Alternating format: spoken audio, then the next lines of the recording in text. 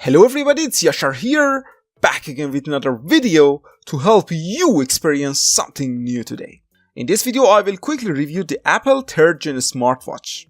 Before starting the video, let me quickly answer your main 4 questions about this smartwatch. Number 1. If you already have an Apple Watch Series 2, should you upgrade and get this new Apple Watch? The answer is no. Unless you desperately need the cellular connectivity option, you absolutely don't need to upgrade. It's like buying the same product twice with minor upgrades such as a little bit faster processor. Number 2. If you already have an Apple Watch Series 0 or 1, should you upgrade and get this new Apple Watch? The answer is hell yes. Comparing with the first generation smartwatch, you will get a faster processor, a brighter display, GPS sensor, swim proofing, a speaker, a little bit better battery life, and optional cellular option. Number 3. If you decide to buy an Apple Watch Series 3, should you get the GPS only version or should you get GPS+cellular version? The answer is it depends on your needs. Some people work in places that they can't use their phone while working, and for them, cellular version is a go. But for anyone else, including myself, I think GPS only version is enough, as you will have your smartphone with yourself 24/7 and replying to messages and phone calls on a bigger screen is definitely easier than this smaller screen. Number 4.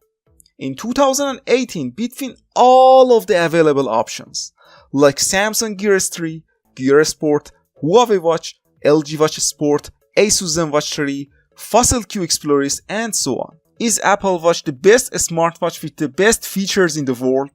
The answer is, it's definitely one of the top 3 smartwatches out there, but in my opinion, Samsung Gear S3 is still a little bit better watch overall, and in this video, I will explain why.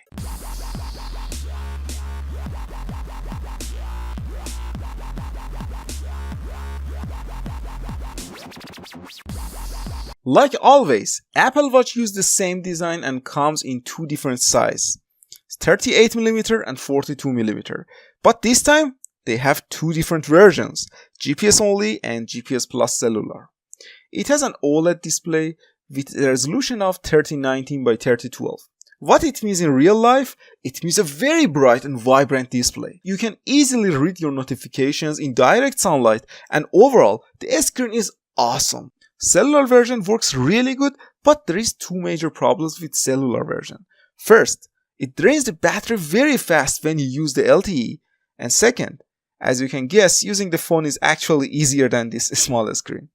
That's why I choose to use the GPS only version here. You can get almost all of the notifications on your watch. You can make and take phone calls and even reply to your messages. There is no keyboard here to reply to messages like Android Wear smartwatches, but you can use Siri, emojis, templates, or write the words with your fingers, which works really good. This is my favorite method of replying to messages on Apple Watch. The GPS only version comes in 8GB internal storage, and GPS+cellular comes in 16GB internal storage, and as always, Siri is here and works flawlessly. Who is the President of the United States? It's Donald Trump. It has a number of sensors on board, including GPS, barometer, accelerometer, gyro, ambient light sensor, and heart rate sensor. Furthermore, the watch is 50-meter water resistant, which means you can swim with the watch.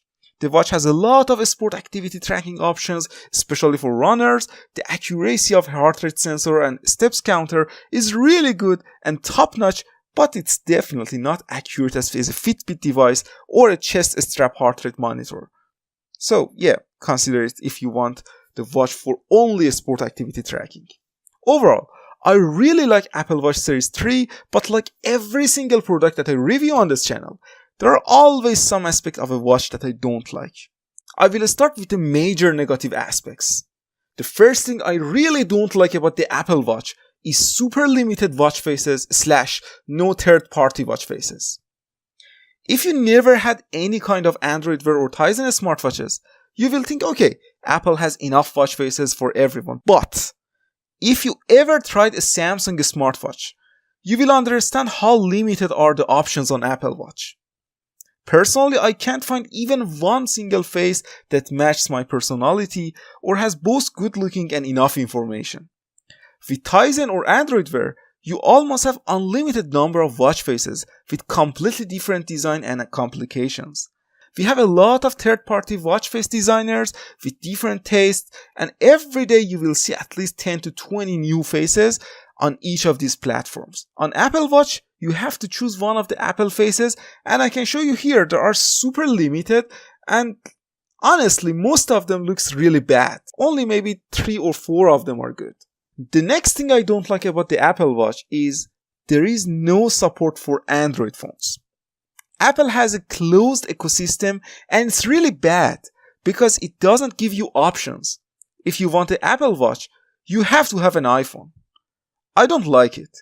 Samsung was like this 2 years ago when in order to use the Gear S, you had to have a Galaxy phone, but with some software updates, they opened the market to Android and iOS users.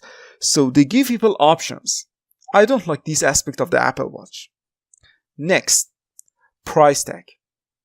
In Canadian dollar, you should pay more than $500 for GPS only version and $600 for LTE version, and if you want to use your watch on a carrier, you should pay around $10 extra per month, which is absolutely ridiculous.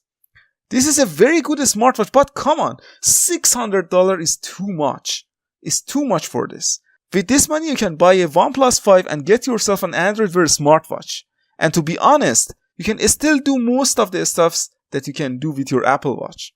You can see your notifications, reply to messages, make and take phone calls, use voice assistant, and so on.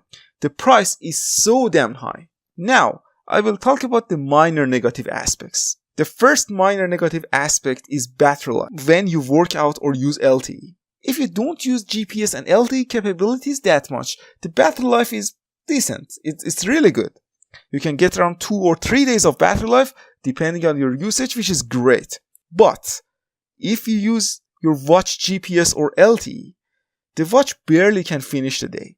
Compared to the competition, it's still not bad, but I like to see a better battery life on the next generation Apple Watch. Next, same design every year. Some people may like this kind of a square design every year, but I personally doesn't like it and doesn't feel this kind of design.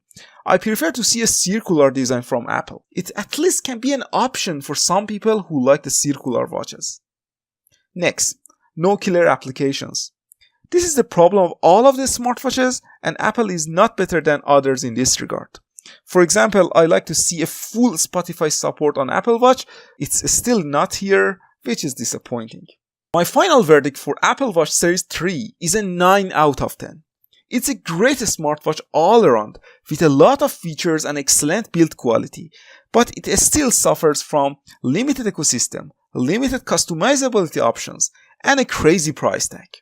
If Apple decide to add more customizability options, more watch faces, more killer apps, and open their market to Android smartphones,